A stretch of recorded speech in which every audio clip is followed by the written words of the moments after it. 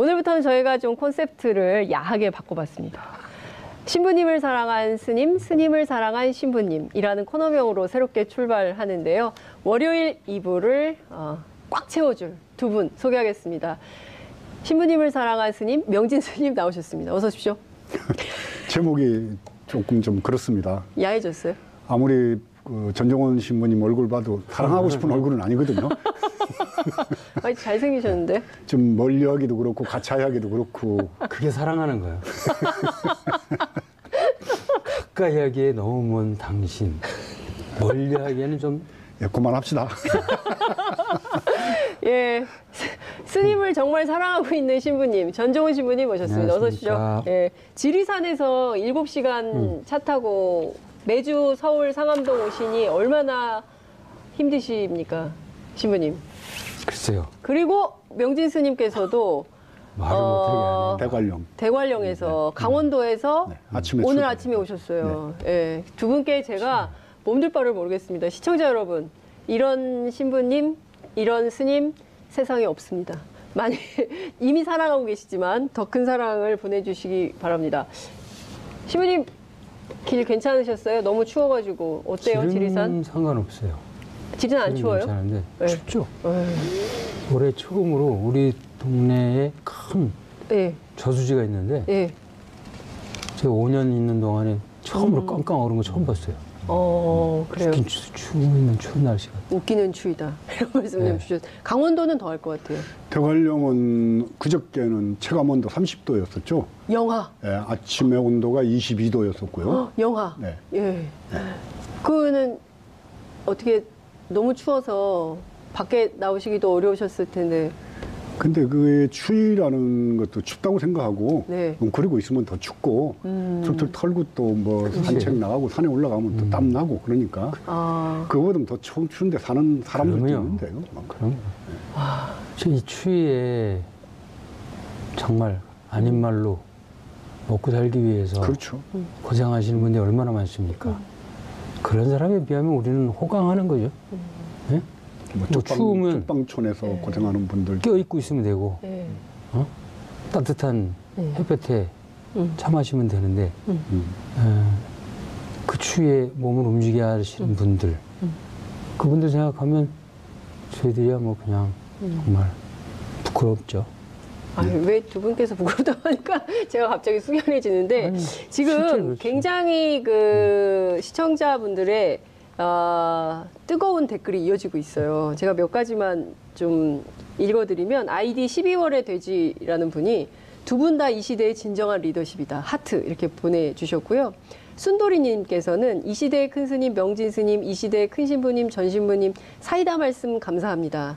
장윤선 진행자도 응원합니다. 이렇게 말씀 주셨고요. 그 다음에 파인소주님께서는 한 말씀 한 말씀마다 진리시네. 진리를 말씀하시는 두 분 이렇게 소개를 해주셨습니다. 그리고 시간 가는 줄 모르고 재밌게 보고 있다. 편성 시간을 늘리는 것에 동의한다.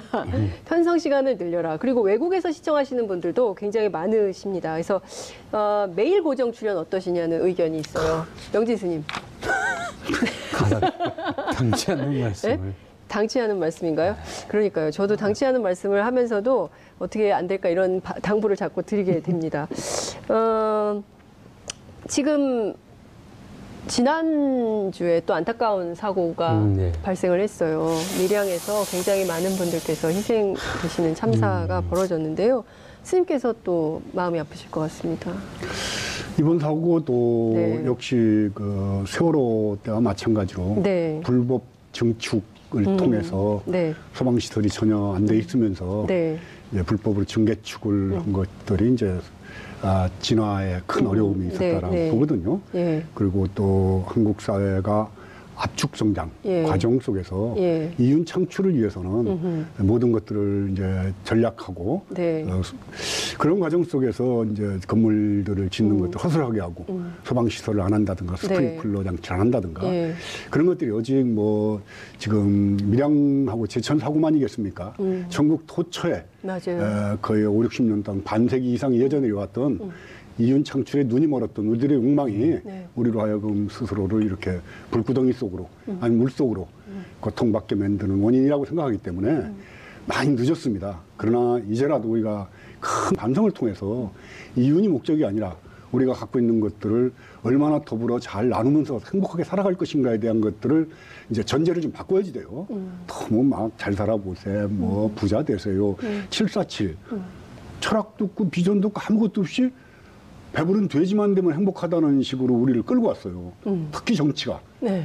그러니까 지난번에 전종훈 신부님의 국회의원들부터 전부 다 정말 감옥 집어넣어야 된다고 그랬는데 사실 그 말에 대해서 저도 동의를 하는 게 정치 지도자들이 갖고 있는 천박스러움들이 특히 보수라고 치면 보수는 없어요. 한국 사회에. 보신이 있지. 보신. 예, 자기 몸과 자기 가족들을 위해서 끝없이 부정부패를 저지르는 그런 정치와 권력과 또 공권력이 결탁한 한국 사회. 그것들이 빚어낸 참사라고 보는 겁니다. 이 문제를 아마 이제 문재인 정권이 이 문제를 풀어나가는데 참 정말 보수의 반발, 좀 보신주의자들의 반발도 있을 것이고 어려운 시간들이 있지만 저는 이제부터가 진실의 문이 열리는 네. 그런 시간이라고 보는 거죠. 문자가 막 들어오고 있어요. 종교계의 두 사이다. 너무 반갑다. 이런 문자가 들어오고 있는데요. 전 신부님은 어떻게 보셨어요? 저도 좀 안타깝죠. 근데 더 안타까운 거는 네. 늘 이런 사고는 어려운 사람들한테만 일어난다는 거잖아요. 있는 사람한테는 안 일어나요. 그러니까 그래서 우리가 왜 없는 사람들, 뭔가 부족한 사람들, 뭔가 누군가가 손을 잡아주면 안 되는 사람한테 배려가 왜 필요한가? 이런 것들을 깊이 생각해야 되죠. 얼마 전에, 엊그저께 네. 이런 그 병원을 운영하는 사람이 저한테 찾아온 적이 있어요. 네. 이 문제를 얘기하는데 네. 한마디가 돈이라는 거죠. 돈? 네. 돈 때문에 생긴 문제다. 사람을 낫게 해야 하는 병원에서 사람이 죽었어요. 네. 왜 그랬을까? 돈. 돈을 버는 데만 집착을 했지 사람을 살리는 데 돈을 쓰는 데는 인색했다는 거 아니에요? 우리가 돈 중심의 사회. 어떤 사람, 믿는 사람들이 이런 얘기 많이 해요. 네. 도대체 하느님이 계시면 이럴 수 있을까? 이런 얘기를 하잖아요. 하느님이 계시죠. 근데 문제는 돈에 미친 인간들이 그 하느님을 가리웠기 때문에 하느님이 없는 것처럼 네. 보여지는 거죠. 그러니 종교인의 역할은 더욱더 네. 분명하다. 네. 종교인들의 올바른 사명적 삶, 네. 종교인으로서의 제대로 삶을 잘 못 사는 결과가 네. 우리 사회가 이렇게 많은 특히 어려운 사람의 피눈물을 빼고 있다. 네. 그러니 부끄럽고 네. 죄송스럽고 한 종교인으로서 참 가슴 아프죠. 제가 보기에는 가장 현장에서 아픈 사람들, 안타까운 사람들, 어려운 사람들, 없는 사람들을 위해서 살아오신 두 분이에요. 제가 증명합니다. 왜냐하면 제가 취재를 했거든요, 그 현장을. 정말 이 사고는 특히 이제 정치인들이 그 사고 현장에 가서 그러니까, 막 말싸움을 하고요. 그런 것에 대해서 온 국민이 다 비판하고 있어요. 이거는 그 사람들, 저는 그걸 쳐다보면서 이런 생각을 했어요. 한 두세 가지 생각을 했는데, 네. 하나는 밥을 해 드셔보셨습니까? 쌀을 씻어서 예. 솥에 앉혀서 예. 밥을 해 먹고 네. 설거지까지 하는 동안에 예. 손에 예. 물을 몇 번이나 묻혀야 내 입에 목구멍에 밥이 넘어갈까? 안 세봤죠. 예. 제가 쉬다가 하도 많이 쉬다가 자꾸 잊어버려. 너무 예. 자주 이게 예. 손이. 근데 문제는 이거예요. 힘의 주부들은 안 셉니다. 네, 그렇죠. 그러니까 아니, 못 셉니다. 예. 손에 네. 물 한 번 안 묻히고 밥 처먹는 놈들, 네? 이런 놈들이 네. 입구멍 뚫렸다고 아무렇게나 하는 말이 막말이에요. 그 막말에 네. 얼마나 많은 사람이 비애감을 느끼고 정말 그 인간적 이하의 감정을 느끼는지 그들은 생각해 봤는가? 터진 입이라고 막 말을 하면 안 되는 거죠. 네. 말이야 막걸리야. 그런 말을 많이 했죠, 저희가. 저 그리고 또 하나는 네. 아, 이 사람들이 왜 이럴까? 아직도 7, 80년대 향수를 입고 향후한다고 생각하는구나. 못 입고 있는 거죠. 그 시절인 줄 알고 착각하고. 1987 영화, 이한열 열사, 네. 그다음에 박종철 열사. 고문받다 죽고 최루탄 맞아 죽었어요. 응? 그들은 아직도 그런 막말을 해야 되는 이유는 그런 거죠. 이렇게 막말을 해서라도 즉 7, 80년대 고문을 해서 사람을 죽이고 최루탄 쏴서 죽이더라도 그 권력을 향유하고 싶은 그런 욕망이 아직도 꿈틀대고 있는 거다. 그러니까요. 그렇지 않은 다음에야 촛불혁명으로 국민 주권 시대가 열렸는데 아직도 자기들이 주인인 양 행세하고 싶은 이런 것들. 이 사람들이 정치하는 사람이 아니죠. 정치는 국민들의 눈물을 닦아주는 거라며. 오히려 더 눈물을 쏙 빼게 만드는 이런 사람들을 우리가 정치인이라고 말할 수 있는가? 그렇죠. 적폐청산을 해야 되는 이유 분명하죠. 네. 신부님, 스님께서도 말씀 주셨어요. 특히 이제 주말에 여상교라는 이름이 인터넷 그 포털 검색어 실검 1위를 계속했어요. 여상교가 누굴까? 배울까? 막 이랬는데 지금 말씀 주신 자유한국당 국회의원입니다. 자유한국당의 하동 사천 남해 지역 회원인데 제가 사실은 그 고문 조작 간첩으로 몰렸다가 무죄 받은 분들의 모임이 있습니다. 그 진실의 힘이라고. 진실의 힘. 그 정혜신 박사하고 그 부군되는 이명수 선생이 이제 주선해서 봉은사에서 그분들을 치유하는 그 프로그램을 일주일마다 한 번씩 했었어요. 그래서 그분들이 무죄 선고를 받고 돈이 좀 이제 보상이 나온 걸 모아가지고 재단을 만들어요. 진실의 힘이라고. 그 첫 번째 재단 이사장을 제가 맡습니다. 그래서 그분들이 받았던 그 고통, 수모, 그것도 당사자뿐만 아니라 그분들의 부인이나 또 아들, 딸들, 간첩의 부인으로 간첩의 아들, 딸로 20년, 30년 살면서 겪었던 그 고통은 지옥이죠, 그대로. 본인들이 고문당하고 뭐 물고문당하고 정기구이당하고 뭐 바늘로다가 손톱 찌르는 그런 고문 당한 것도 대단히 정말 그것도 말할 수 없는 고통이지만은 가족들이 좀 빨갱이 집안이라고 그래서 몰려다니면서 자살을 기도했던 가족들. 그 진도간 첩단 사건이라 울릉도 간첩단 사건이라든가 구미학생 간첩단 사건들.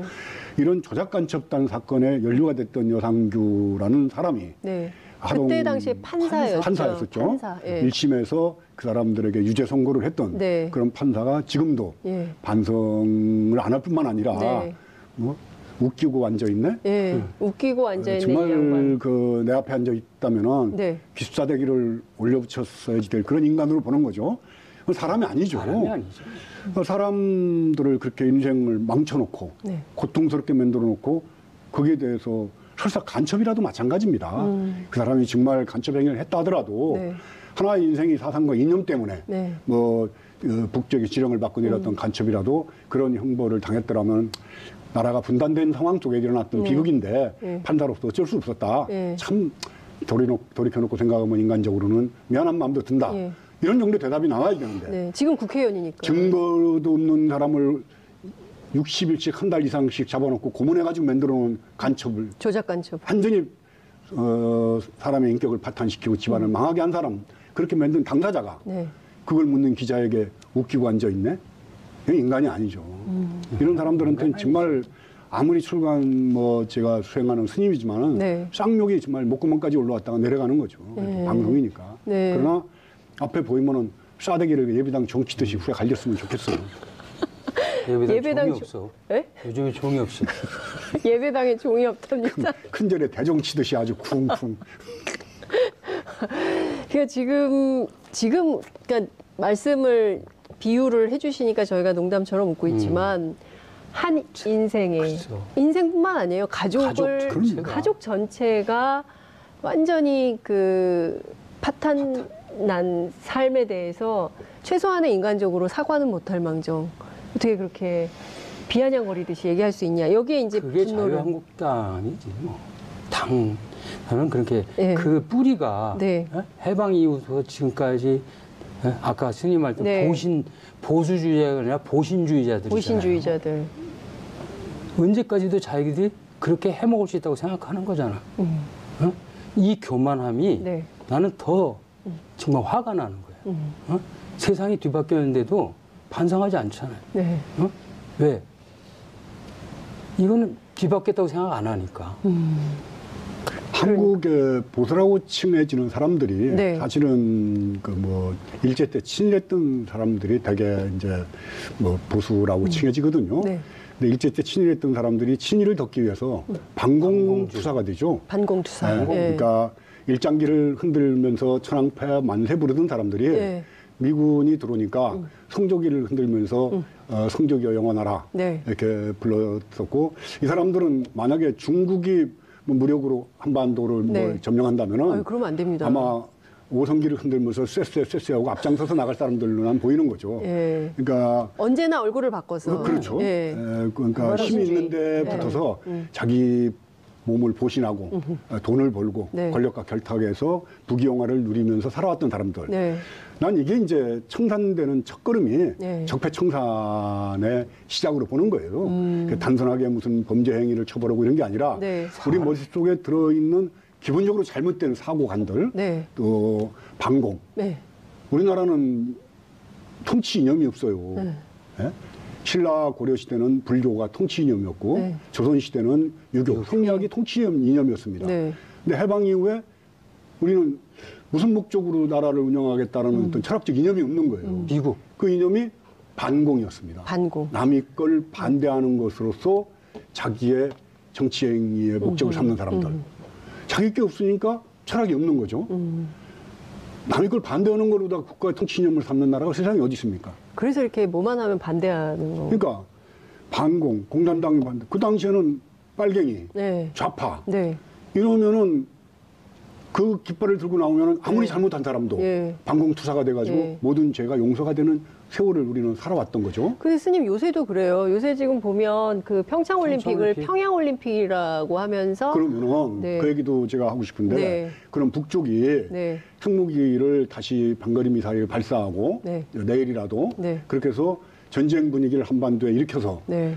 우리나라의 그 전쟁 위협 때문에 세계 각국 올림픽 참가 선수들이 안 오고 네. 해서 평창올림픽이 완전히 망해버렸으면 좋겠다는 건가요? 남과 북이 동시에 같이 올림픽을 여는 것 때문에 평창올림픽이 IOC에서 네. 이렇게 이제 한국으로 채택을 된 걸로 알고 있습니다. 그 당시에 전부 다 한나라당이었던 사람들도 거기에 동의를 했었고, 근데 지금 북한이 그나마 장거리 미사일 쏘는 걸 중단하고 네.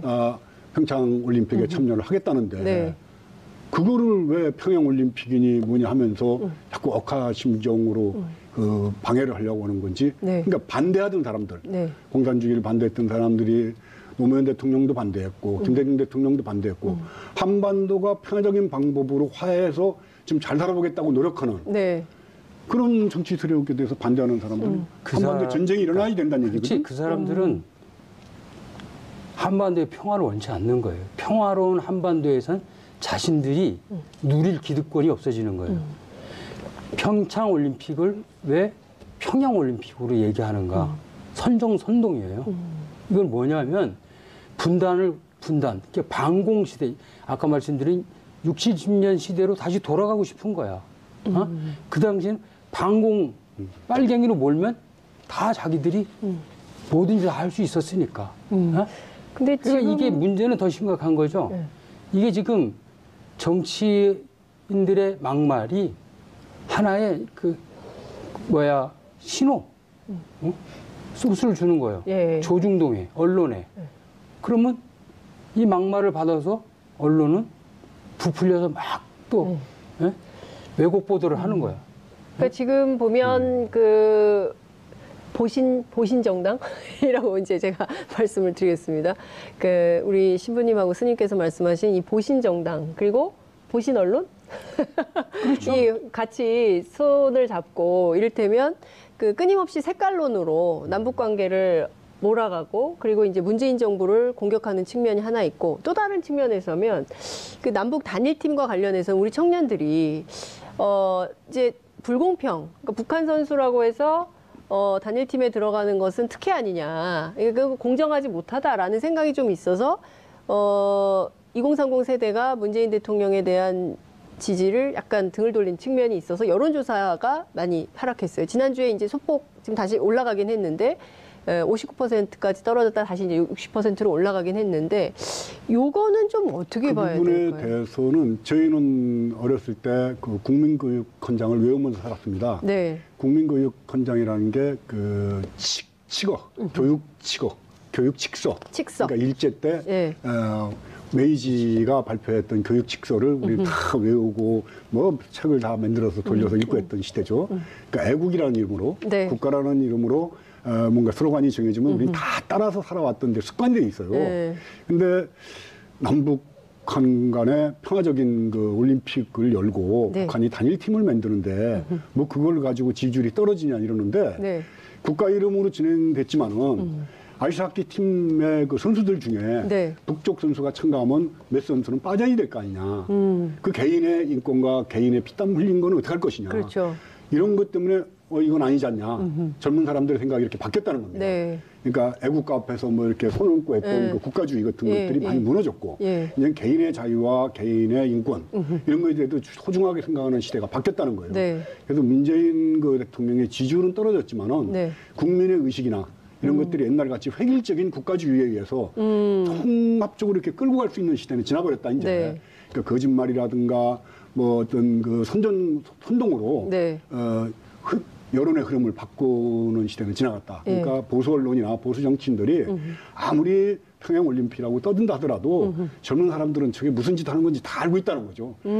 만약에 그것들이 맥힌다면 지지율이 50% 이하로 떨어져야 됩니다. 더 떨어져야 된다. 근데 그게 아니다. 전혀 지지율에 상관이 없거든요. 네. 그래서 난 그런 문제는 큰 걱정 안 해도 된다고 생각하면서 젊은이들의 의식 전환이 저는 너무 반갑다라고 얘기하고 싶습니다. 아, 그런 의식 전환이 반갑다고 말씀하셨습니다. 그렇죠. 전 신부님은 젊은이들의 그 어떤 그 지지율에 대한 네. 그 어떤 변화는 합당하다. 저는 합당하다고 봅니다.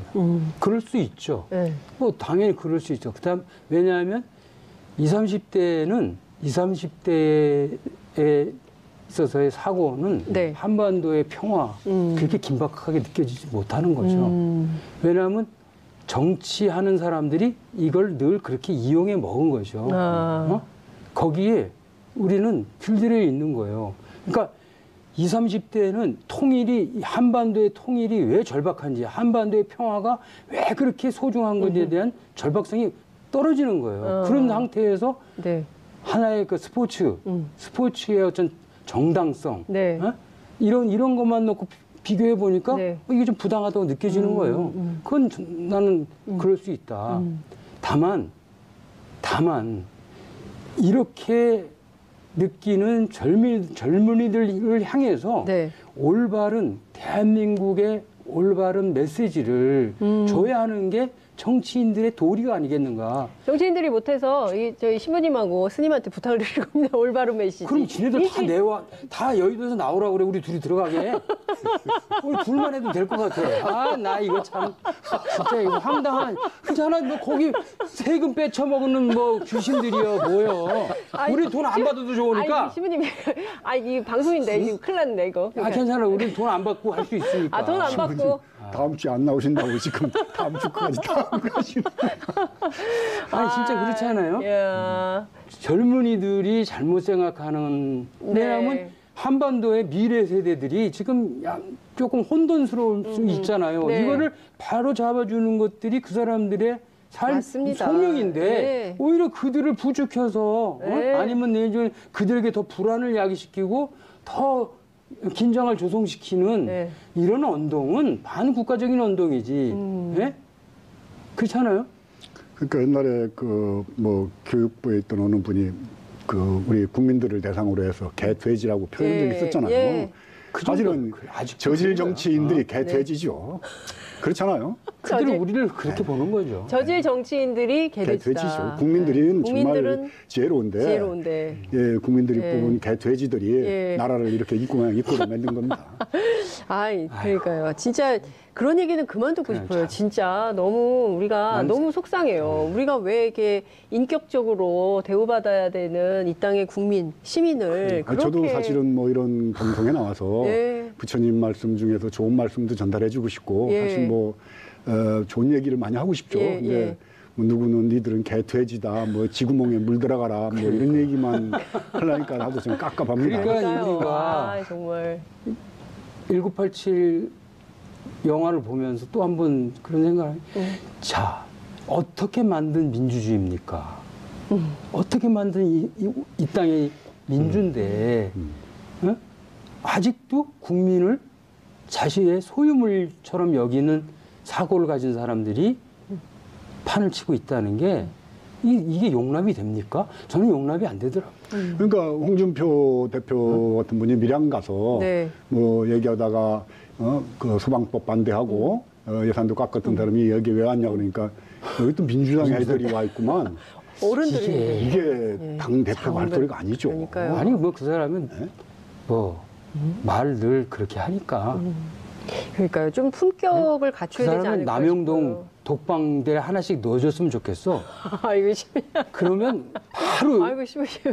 1분도 안 돼서 나올 거야 그냥. 신부님 너무 과하십니다. 아니 남영동 방금 전까지 명진 스님. 내가 그 옛날 많이 밀리네. 분실을 안기호 분실을 오늘 명진 스님 많이 밀린 인권센터로 만들 게 아니라 아직도 정신 못 차리는 사람들을 한 방에다 하나씩 넣어주는 그 사람들은 고음 필요 없어요. 잠깐만, 신부님 그 방에 들어가 있는 것만으로도. 너무 무서워요, 신부님. 이근하게 보내야지 그러면. 영화를 보면서 그런 분노가 생기더라고. 요즘 돌아간 걸 보면서. 많은 분들이 눈물을 흘리면서 그 영화를 봤는데요. 방금 전에 문자가 하나 들어왔는데 바로 또 없어졌는데요. 그 문자는 좀 저희가 읽어보고 가야 될 것 같아요. 신부님 스님, 저는 문구사를 25년 열심히 하면서 살았는데요. 아직도 집도 없이 살아갑니다. 열심히 살았는데 왜 그럴까요? 이런 고민 상담 들어왔습니다. 국민이 어떻게 해야 세상이 바뀔까요? 이런 말씀 주셨어요. 오늘 좀 밀리신 명진 스님부터 먼저 하시면 좋을 것 같습니다. 이제 저것이 지금 얘기하는 뭐 소득 증대를 통한 경제 발전을 문재인 대통령이 얘기를 하지 않습니까? 네. 그동안에 우리는 너무 성장 위주로 수출 뭐 이러면서 너무 부자들만 잘 살았어요. 그렇게 계속 빈부격차가 심해졌죠. 그래서 사실은 아무리 열심히 일을 해도 내 집 가질 수가 없고 또 아무리 열심히 일을 해도 내 아이를 좋은 학원에 보낼 수가 없는 그런 격차들이 점점 더 벌어지게 만드는 거죠. 그래서 그것들을 조정해내는 역할을 국가가 해야지 되는 거죠. 사실은. 그래서 법이라는 거는 약한 사람들을 위한 거예요. 강한 사람들이 횡포를 못 부리게 하기 위해서 법이 필요한 건데 대한민국의 법은 있는 자와 가진 자와 힘 있는 자의 편이었었죠. 그동안에 쭉. 그러니까 가난한 사람은 계속 가난했어요. 그러니까 근본적으로 한국 사회에 계급이 형성이 됐다고 봅니다. 그러니까 노동자의 자식은 노동자의 자식 겨우 할 수밖에 없고 영세민은 영세민이고 재벌의 아들은 재벌이고 또 은수자 아들은 은수자가 되고 동수자들은 동수자가 되는 계급이 일정한 부분 형성이 됐다고 보는 거예요. 그 어떤 계급을 벗어나가지고 다른 데로 이전하려면은 투기를 한다든가 뭐 아니면 무슨 비트코인을 잔뜩 사가지고 뭐 일확천금을 꿈꾼다든가 이런 거 말고는 사회적으로 신분 상승의 기회가 없다라고 보는 겁니다. 너무 슬프죠. 너무 슬픈 거죠. 여기에 대해서 종교가 어떤 역할을 해야 될 것인가 그런 걸 묻다 보니까 저는 요즘에 종교가 과연 대한민국에 필요한 건가 종교조차도 특권화되어 있는 거 아닌가. 종교조차도 정말 씨알 데 없는 능력 없는 거짓말 잘하는 그리고 정치인보다 더 타락한 중이나 신부나 목사가 얼마나 많아요. 이게 종교의 그 주체가 되고 있단 말이에요.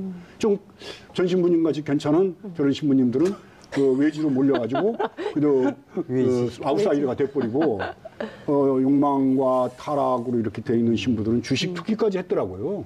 인천에서 증권 조작까지 했어요. 신부님들이요? 그리고 뭐 난 모르겠는데 복지원에서 뭐 이제 돈 떼먹는 거 이런 것들은 뭐 비일비재고 절지만도 마찬가지고요. 그래서 과연 종교가 필요한 건가? 다음 생에 뭐 천당 간다, 극락 간다. 신부나 중이나 목사나 천당 극락 가본 사람 없어요.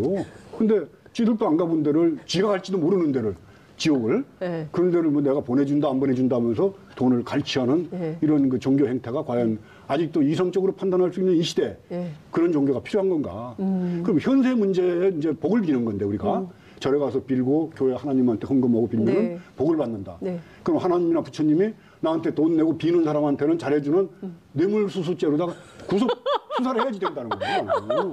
뇌물수수. 뇌물수수죠. 나한테 비는 사람한테는 복을 주고 네. 안 비는 사람은 지옥 보내고. 그런 하나님이 어디 있고 그런 부처님이 어디 있어요. 하느님하고 그러니까 그러니까 뇌물수수죄로 가야 되는 거예요. 다음 주에 시작하기 전에는 네. 108배를 사주에 108배를 하고 시작을 하시면 좋을 것 같고 그 시민 여러분의 그 신부님은요? 응답은 네. 제발 간곡히 부탁드리는데 네. 국민 여러분 손에서 제발 촛불을 놔서는 안 된다. 촛불을 들고 계십시오.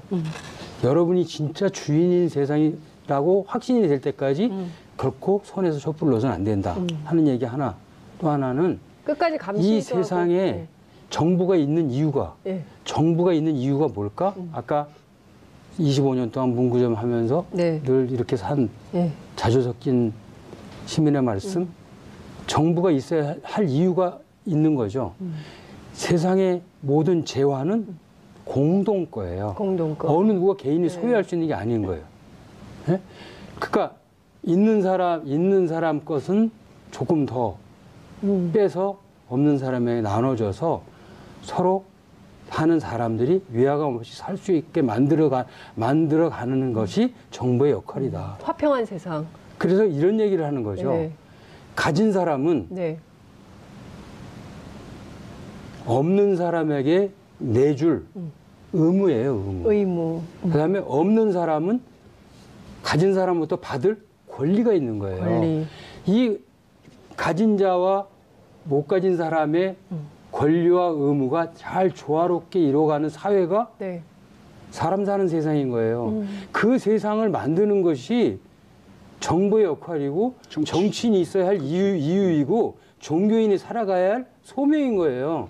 근데 지금은 정부, 정치인, 종교인 다 그 역할을 못하고 있는 거야. 그중에 제일 못하는 게 종교인이에요. 왜? 저도 동의합니다. 네. 왜냐하면 스님 박수 치셔요. 왜냐하면 종교인이야말로 그 부정과 불의에 대해서 결코 외면할 수 없는 사람이거든요. 이 사람들이 외면했기 때문에 우리 사회가 이렇게까지 온 거거든요. 우리 사회가 이렇게까지 타락한 거다. 지금 5분 남아가지고 너무 안타깝습니다. 지금 너무 속상한데요.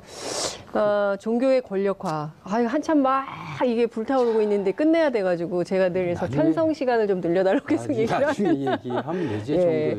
그 신부님께서 다음 주는 못 나오시잖아요. 어디 가세요?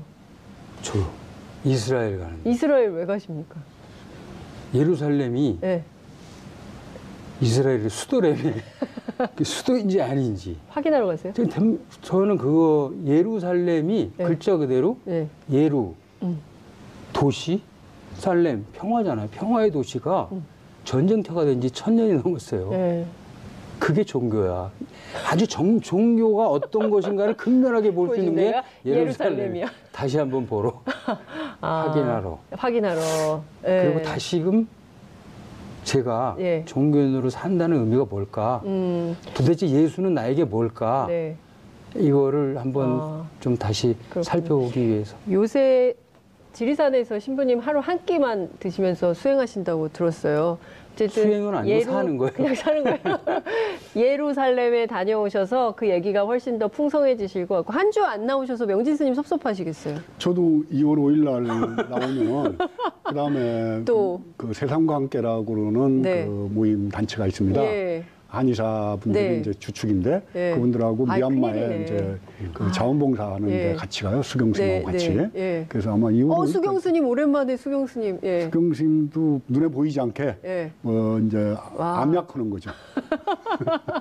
야 수경스님 정말 야, 새만금 두 분이 뒷거래가 있구만. 꼭 뒷거래까지는 없는데 그 세상과 함께의 수경 스님이 그쪽 분들하고 예. 같이 지내면서 그럼 거의 봉사활동 하시러 그렇죠, 봉사활동 하시고 네. 뭐 어찌됐든 두 분께서 주거니 받거니 이 자리를 비우시게 되면 시청자 여러분들께서 굉장히 답답하실 것 같은데 아까 계속 문자가 들어왔어요. 두 분의 말씀이 너무 속 시원하고 사이다처럼 뻥 뚫려서 매일 방송을 원하는데 지금 계속 이게 없어져서 참 안타깝다라는 생각이 좀 듭니다. 사실은 이 프로그램에서 네. 꼭 뭐 정치 현안이라든가 사회적 현안뿐만 아니라 네. 종교, 네. 종교라는 것이 과연 뭐 왜 필요한가? 네. 우리 살아가는데 그렇습니다. 종교 없이는 살 수 없나? 이런 문제 또 뭐 인문학 적인 어떤 철학적인 사유를 통해서 네. 인간이 나가야 될 길 같은 네. 것들도 한번 심도 있게 얘기할 수 있으면 좋겠다는 생각이 들더라고요. 인간은 다 사회적 동물이잖아요. 네. 재벌도 사회적 역할이 있는 것이고 네. 종교인도 사회적 역할이 있는 것이고 그래서 그 사회라는 것은 우리라는 공동체가 다 함께 어떻게 살 것이냐 하는 것들을 찾는 길인데 그 역할을 제대로 못하면 안 되는 거죠. 예. 제가 보니까 전국에서 유일하게 인본주의를 얘기하는 코너가 바로 저희 방송입니다. 두 분의 성직자가 매주 어떻게 살 것인가 가르침을 주시고 계신데요. 끝으로 시간이 많지 않은데 간단하게 한 주간을 좀 시작하는 우리 시민분들께 이런 마음으로 좀 한 주간을 보냈으면 좋겠다. 이런 말씀 한 말씀씩 해주시면 좋을 것 같아요. 전 신부님부터 하실까요? 저는 정치인들을 야단치고 욕하는 건 쉬워요. 네. 그러나 그들을 부끄럽게 만들었으면 좋겠어요. 우리 국민들이. 네. 우리 삶으로 그들이 스스로 고개를 땅바닥에 쳐박는 그런 날이 왔으면 좋겠는데 그러기 위해서는 우리 모두가 서로 위하는 마음 넘치게 살았으면 좋겠어요. 서로 위하는 마음 넘치게 살자. 명진 스님. 이제 평창 올림픽이 이제 얼마 안 남았습니다. 이제 개막식하고 다음 주, 이번 주부터 이제 북쪽에서도 많이 내려오죠. 그래서 정말 그 평창 올림픽이 평화적이고 또 남과 북이 서로 화해하고 손을 잡을 수 있는 그런 계기를 삼았으면 좋겠다는 거 말씀드리고 싶고요. 또 한쪽에서는 이제 뭐 좌파, 친북 이런 얘기 많이 하는데 그 전에 제가 안상수 의원이 좌파 주진에 쫓으라고 그랬을 때 했던 말이 있어요. 좌파가 그렇게 싫으면은 좌측 눈도 감고 좌측 발도 쓰지 말고 좌측 발도 쓰지 말고 왼쪽 발로만 바른 발로만 다녀라. 그리고 더 나아가서 좌변기에 용변도 보지 말아라. 좌자가 들어가니까. 너무 좌파, 우파 이런 식의 프레임으로 가두지 말고 한반도의 평화를 통일을 위해서 남과 북이 서로 화해할 수 있는 계기가 되길 바랍니다. 네. 여기서 두 분 말씀 마무리해야 될 것 같습니다. 다음 주에 뵙겠습니다. 고맙습니다. 시청자분들의 뜨거운 댓글이 이어지고 있어요. 제가 몇 가지만 좀 읽어드리면 아이디 12월의 돼지라는 분이 두 분 다 이 시대의 진정한 리더십이다. 하트 이렇게 보내주셨고요. 순돌이님께서는 이 시대의 큰 스님 명진 스님, 이 시대의 큰 신부님 전 신부님 사이다 말씀 감사합니다. 장윤선 진행자도 응원합니다. 이렇게 말씀 주셨고요. 그 다음에 파인소주님께서는 한 말씀 한 말씀마다 진리시네. 진리를 말씀하시는 두 분 이렇게 소개를 해주셨습니다.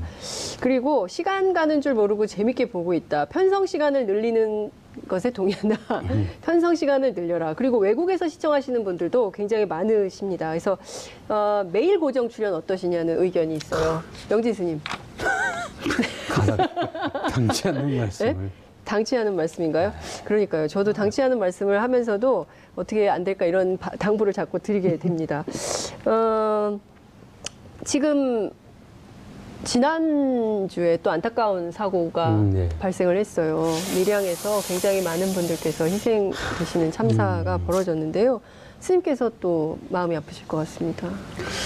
이번 사고도 역시 그 세월호 때와 마찬가지로 불법 증축을 통해서 소방시설이 전혀 안 돼 있으면서 이제 불법으로 증개축을 한 것들이 이제 진화에 큰 어려움이 있었다라고 보거든요.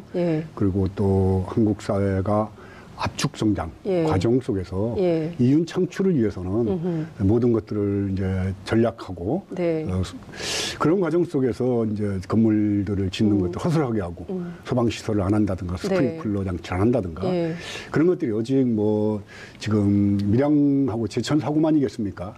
전국 토처에 거의 5, 60년 동안 반세기 이상 예전에 왔던 이윤 창출에 눈이 멀었던 우리들의 욕망이 우리로 하여금 스스로를 이렇게 불구덩이 속으로 아니 물 속으로 고통받게 만드는 원인이라고 생각하기 때문에 많이 늦었습니다. 그러나 이제라도 우리가 큰 반성을 통해서 이윤이 목적이 아니라 우리가 갖고 있는 것들을 얼마나 더불어 잘 나누면서 행복하게 살아갈 것인가에 대한 것들을 이제 전제를 좀 바꿔야지 돼요. 너무 막 잘 살아보세요. 뭐 부자 되세요. 747. 철학도 없고 비전도 없고 아무것도 없이 배부른 돼지만 되면 행복하다는 식으로 우리를 끌고 왔어요. 특히 정치가.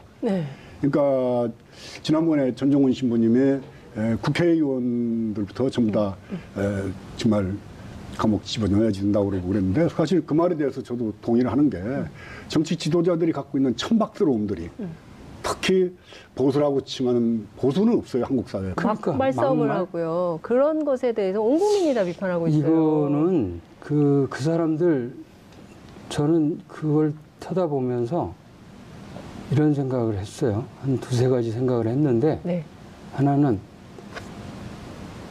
밥을 해 드셔보셨습니까?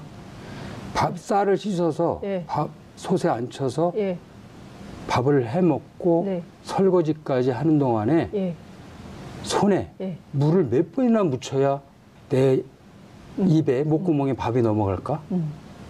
안 세봤죠. 제가 쉬다가 하도 많이 쉬다가 자꾸 잊어버려. 너무 자주 이게 손이.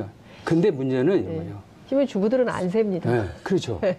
그러니까 아니, 못 셉니다. 손에 물 한 번 안 묻히고 밥 처먹는 놈들.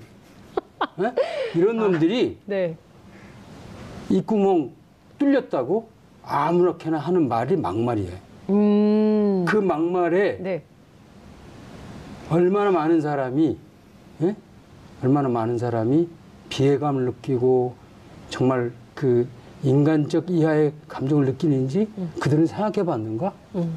터진 입이라고 말을 하면 안 되는 거죠. 말이야 막걸리야. 그런 말을 많이 했죠, 저희가.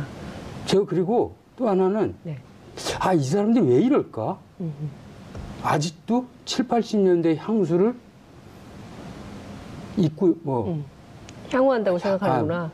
못 입고 있는 거죠. 그 시절인 줄 알고 착각하고 1987 영화, 이한열 열사, 그다음에 박종철 열사, 고문받다 죽고 최루탄 맞아 죽었어요. 그들은 아직도 그런 막말을 해대는 이유는 그런 것 같아요. 이렇게 막말을 해서라도 즉 7, 80년대 고문을 해서 사람을 죽이고 최루탄 쏴서 죽이더라도 그 권력을 향유하고 싶은 그런 욕망이 아직도 꿈틀대고 있는 거다. 그러니까요. 그렇지 않은 다음에야 촛불혁명으로 국민 주권 시대가 열렸는데 아직도 자기들이 주인인 양 행세하고 싶은 이런 것들. 이걸 이 사람들이 정치하는 사람이요? 아니죠. 정치는 국민들의 눈물을 닦아주는 거라며. 오히려 더 눈물을 쏙 빼게 만드는 이런 사람들을 우리가 정치인이라고 말할 수 있는가? 그렇죠. 적폐청산을 해야 되는 이유 분명하죠. 신부님, 스님께서도 말씀 주셨어요. 특히 이제 주말에 오늘부터는 저희가 좀 콘셉트를 야하게 바꿔봤습니다. 신부님을 사랑한 스님, 스님을 사랑한 신부님이라는 코너명으로 새롭게 출발하는데요. 월요일 2부를 꽉 채워줄 두 분 소개하겠습니다. 신부님을 사랑한 스님, 명진 스님 나오셨습니다. 어서 오십시오. 제목이 조금 좀 그렇습니다. 야해졌어요? 아무리 전종원 신부님 얼굴 봐도 사랑하고 싶은 얼굴은 아니거든요. 잘생기셨는데? 좀 멀리하기도 그렇고 가까이하기도 그렇고. 그게 사랑하는 거예요. 가까이하기에 너무 먼 당신, 멀리하기에는 좀 그만합시다. 스님을 정말 사랑하고 있는 신부님, 전종훈 신부님 모셨습니다. 어서 오십시오. 예, 지리산에서 7시간 차 타고 매주 서울 상암동 오시니 얼마나 힘드십니까, 신부님? 글쎄요. 그리고 명진 스님께서도 말을 못하게 대관령에서 강원도에서 오늘 아침에 오셨어요. 예, 두 분께 제가 몸둘 바를 모르겠습니다. 시청자 여러분, 이런 신부님, 이런 스님 세상에 없습니다. 많이 이미 사랑하고 계시지만 더 큰 사랑을 보내주시기 바랍니다. 신부님 길 괜찮으셨어요? 너무 추워가지고 어때요, 지리산? 상관없어요. 지리산 안 추워요? 괜찮은데 춥죠. 올해 처음으로 우리 동네에 큰 저수지가 있는데 제가 5년 있는 동안에 처음으로 깡깡 얼은 거 처음 봤어요. 그래요. 추운 날씨가. 웃기는 추위다. 이런 말씀 좀 주셨어요. 강원도는 더 할 것 같아요. 대관령은 그저께는 체감 온도 30도였었죠. 영하. 예, 아침에 온도가 22도였었고요. 영하. 네. 예. 그거는 어떻게 너무 추워서 밖에 나오시기도 어려우셨을 텐데. 근데 그 추위라는 것도 춥다고 생각하고 그러고 있으면 더 춥고 툴툴 털고 또 뭐 산책 나가고 산에 올라가면 또 땀 나고 그러니까 그거보다 더 추운데 사는 사람들도 있는데요. 그럼 이 추위에 정말 아닌 말로 먹고 살기 위해서 그렇죠. 고생하시는 분들이 얼마나 많습니까? 그런 사람에 비하면 우리는 호강하는 거죠. 네? 뭐 추우면 쪽방촌에서 고생하는 분들 껴입고 있으면 되고 따뜻한 햇볕에 차 마시면 되는데 그 추위에 몸을 움직여 하시는 분들 그분들 생각하면 저희들이야 뭐 그냥 정말 부끄럽죠. 왜 두 분께서 부끄럽다고 하니까 제가 갑자기 숙연해지는데 지금 굉장히 보신이 있지. 보신. 자기 몸과 자기 가족들을 위해서 끝없이 부정부패를 저지르는 그런 정치와 권력과 또 공권력이 결탁한 한국 사회. 그것들이 빚어낸 참사라고 보는 겁니다. 이 문제를 아마 이제 문재인 정권이 이 문제를 풀어나가는데 참 정말 보수의 반발, 좀 보신주의자들의 반발도 있을 것이고 어려운 시간들이 있지만 저는 이제부터가 진실의 문이 열리는 그런 시간이라고 보는 거죠. 문자가 막 들어오고 있어요. 종교계의 두 사이다. 너무 반갑다 이런 문자가 들어오고 있는데요. 전 신부님은 어떻게 보셨어요? 저도 좀 안타깝죠. 근데 더 안타까운 거는 늘 이런 사고는 어려운 사람들한테만 일어난다는 거잖아요. 있는 사람한테는 안 일어나요. 그러니까 그래서 우리가 왜 없는 사람들, 뭔가 부족한 사람들, 뭔가 누군가가 손을 잡아주면 안 되는 사람한테 배려가 왜 필요한가? 이런 것들을 깊이 생각해야 되죠. 얼마 전에 엊그저께 이런 그 병원을 운영하는 사람이 저한테 찾아온 적이 있어요. 이 문제를 얘기하는데 한마디가 돈이라는 거죠. 돈? 돈 때문에 생긴 문제다. 사람을 낫게 해야 하는 병원에서 사람이 죽었어요. 왜 그랬을까? 돈. 돈을 버는 데만 집착을 했지 사람을 살리는 데 돈을 쓰는 데는 인색했다는 거 아니에요? 우리가 돈 중심의 사회. 어떤 사람, 믿는 사람들이 이런 얘기 많이 해요. 도대체 하느님이 계시면 이럴 수 있을까? 이런 얘기를 하잖아요. 하느님이 계시죠. 근데 문제는 돈에 미친 인간들이 그 하느님을 가리웠기 때문에 하느님이 없는 것처럼 보여지는 거죠. 그러니 종교인의 역할은 더욱더 분명하다.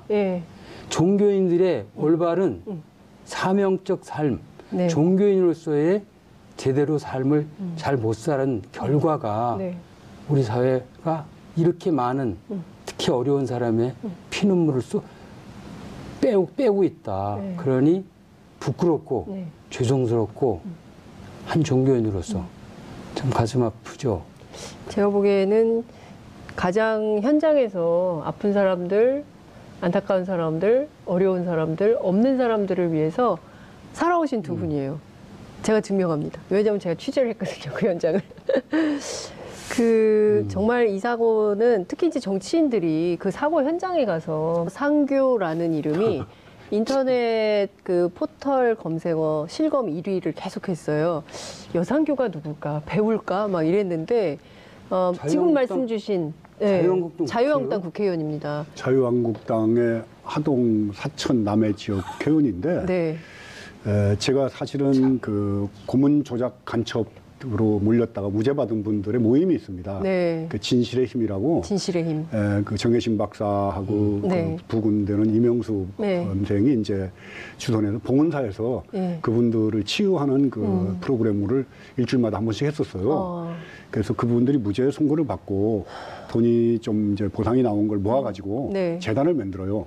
진실의 힘이라고. 그 첫 번째 재단 이사장을 제가 맡습니다. 그래서 그분들이 받았던 그 고통, 수모, 그것도 당사자뿐만 아니라 그분들의 부인이나 또 아들, 딸들, 간첩의 부인으로 간첩의 아들, 딸로 20년, 30년 살면서 겪었던 그 고통은 지옥이죠, 그대로. 본인들이 고문당하고, 뭐, 물고문당하고, 전기구이당하고, 뭐, 바늘로다가 손톱 찌르는 그런 고문 당한 것도 대단히 정말 그것도 말할 수 없는 고통이지만은 가족들이 좀 빨갱이 집안이라고 그래서 몰려다니면서 자살을 기도했어야지 했던 가족들. 그 진도 간첩단 사건이라 울릉도 간첩단 사건이라든가 구미호 학생 간첩단 사건들. 이런 조작 간첩단 사건에 연루가 됐던 여상규라는 사람이 그때 당시에 판사였죠. 판사였었죠. 판사. 1심에서 그 사람들에게 유죄 선고를 했던 그런 판사가 지금도 반성을 안 할 뿐만 아니라 뭐 웃기고 앉아있네? 웃기고 앉아있는 정말 그 내 앞에 앉아있다면은 기숙사대기를 올려붙였어야지 될 그런 인간으로 보는 거죠. 사람이 아니죠. 사람이 아니죠. 사람들을 그렇게 인생을 망쳐놓고 고통스럽게 만들어놓고 거기에 대해서 설사 간첩이라도 마찬가지입니다. 그 사람이 정말 간첩 행위를 했다 하더라도 하나의 인생이 사상과 이념 때문에 뭐 북적의 지령을 받고 내렸던 간첩이라도 그런 형벌을 당했더라면 나라가 분단된 상황 속에 일어났던 비극인데 판사로서 어쩔 수 없었다. 참 돌이켜놓고 생각하면 인간적으로는 미안한 마음도 든다. 이런 정도 대답이 나와야 되는데 지금 국회의원이니까 증거도 없는 사람을 60일씩 한 달 이상씩 잡아놓고 고문해가지고 만들어놓은 간첩을 조작 간첩 완전히 사람의 인격을 파탄시키고 집안을 망하게 한 사람 그렇게 만든 당사자가 그걸 묻는 기자에게 웃기고 앉아있네? 인간이 아니죠. 이런 사람들한테는 정말 아무리 출간 뭐 제가 수행하는 스님이지만은 쌍욕이 정말 목구멍까지 올라왔다가 내려가는 거죠. 방송이니까.